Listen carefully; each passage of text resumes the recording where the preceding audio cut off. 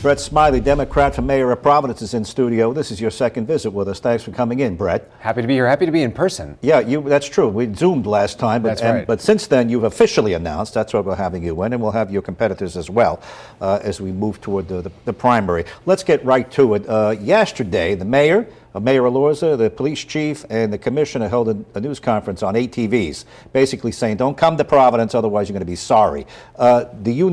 Do you need to add your voice to that? Is there something that you could do a little differently to maybe make sure this happens, this crackdown happens? So first of all, I'm glad that they've sent that message. I think that message has needed to be sent for some time. Mm-hmm. We know that a lot of these riders aren't from Providence. They come to Providence because there's a reputation or a perception that they can get away with it in Providence. So that message needs to be delivered loud and clear. Good for them. A year ago, I had a press conference on this topic where at that time, and I still think it's worth exploring, I know your last guest was Colonel Manny, I think the state police should be employed to help us with this problem if necessary. Mm-hmm. Many of these riders come from out of state. Having someone with cross-jurisdictional authority to pursue them is good. They have additional tools. They're trained in vehicular crimes. But we need to do everything possible. This is a serious issue. It degrades the quality of life. Right. It's bad for business. People feel unsafe. And I'm glad they've sent that message loud and clear. Under this particular administration, it's been a little prickly idea to bring the state police. We talked about it, never really happened. Let me run the mayor's news conference yesterday. We'll play a bite, and then you can respond to that, and we'll talk about other things. Once deploying this sort of different strategy, directed patrol, they were far significantly less. The end of last summer into the fall, so we know that it worked, and that's why we're trying to get ahead of it in the spring. There's no proposals right now that are being considered. I'm not aware of any state property that they're considering for the use of ATV riders. Okay, two things there. The chief, who you're a fan of, says we've had a strategy developed late last year. We're going to roll that out this year. It's going to be effective. And then Commissioner Parry saying there's no room to give these people legal places to ride. It's just not going to happen. Go ahead, Your take on that? Yeah. So first, it took community outrage last year for the administration to take action on this. There was regular community concerns that I heard. Myself and others had press conferences and spoke out. So I'm glad they have come around on that.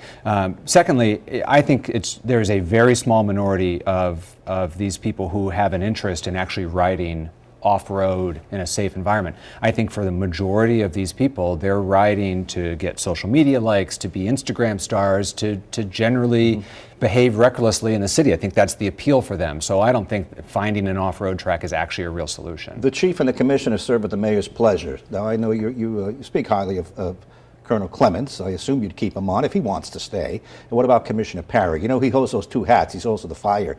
He's the public safety and the de facto fire chief. Yeah, no, I've been clear throughout, and I will maintain this, that I'm not making any specific personnel commitments one way or another as a candidate. I don't think it's fair to those serving, and I don't think I can possibly know what my options are if I'm fortunate enough to be the next mayor. And by the way, we don't know if they want to stay. Correct. They may want to depart. Clean. The broom sweeps clean. We'll see what happens with them. Crime is up in your city. It's up in certain areas, and the people are getting a little dissatisfied. Let's talk about that, then just go to the shape of the city. Right. It doesn't look good. Right. So with respect to crime, violent crime is up. Shootings are up. The proliferation of illegal guns is a major problem, and people feel unsafe, not just the residents, but we rely on and are proud of the fact that people from throughout Rhode Island, throughout the region, like to come to Providence for Waterfire, for PPAC, to go to dinner on Federal Hill. And the reputation that it's an unsafe city right now is really problematic. And so this has been central to my candidacy about restoring a sense of safety, giving the police the tools and staffing and support that they need to keep us safe, while also trying to get at some of the root causes of these, which is particularly around investments for young people, additional summer jobs, job training, better educational opportunities, internships, so that there's a pathway that young people see that is not the streets, while at the same time leaning into our reputation and expertise in community policing and supporting the police to do their job. You have at least one competitor, Neartville Fortune, councilwoman up on the east side. She is to fund the police. She voted against the police budget. Do you want to speak to that? Yeah, the other candidates can defend their own records. I've been outspoken on the fact that, one, I trust the police leadership to inform me as mayor of what the appropriate level of staffing is. And most recently, that was 450. I supported the class. I advocate for the next class. I've been outspoken that I do not think defunding the police is the right solution. I don't think most people do, by the way. And so everyone else can defend their own records on their own. This reimagine the police, which Gonzalo Cuervo has spoken to, he's another one of your competitors. Would you nail this down? Because some people say that means the same as defund the police. Reimagine the police, in your view? I don't know what that means, and again, other people can defend their own words. I've been quite clear about what I mean, which is we are a nationally accredited agency in community policing, one of the only departments in the region that has that accreditation.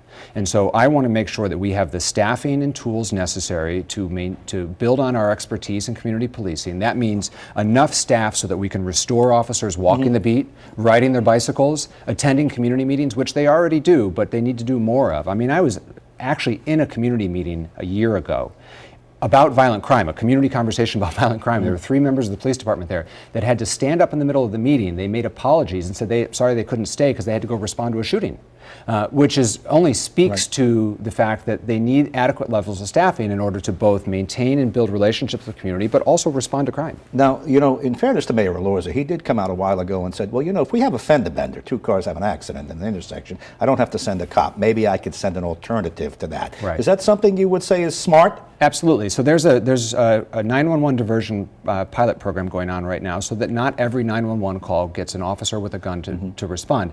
But that is not for the purposes of shrinking the police force, but by freeing up officers to then go focus on violent crime and on getting illegal guns off the street. All right, let's talk about quality of life. Fill the potholes, collect the garbage, clean the streets. Boy, this came up this week. On the east side, people say by a bridge up there, they don't think it's been cleaned in 2 years. Let's play this. This is in your, not necessarily your ward, but your area. Who would want to move to a neighborhood that looks like this? It's hundreds of needles. Watch your step because you don't want to step on them. God forbid a little kid walks through and slips and falls, or even an animal. If the animal steps on this, they're going to be tweaking out. Everywhere you look, you either see needles or needle caps. They're everywhere. I can't take it no more. I'm ready to sell my house and go.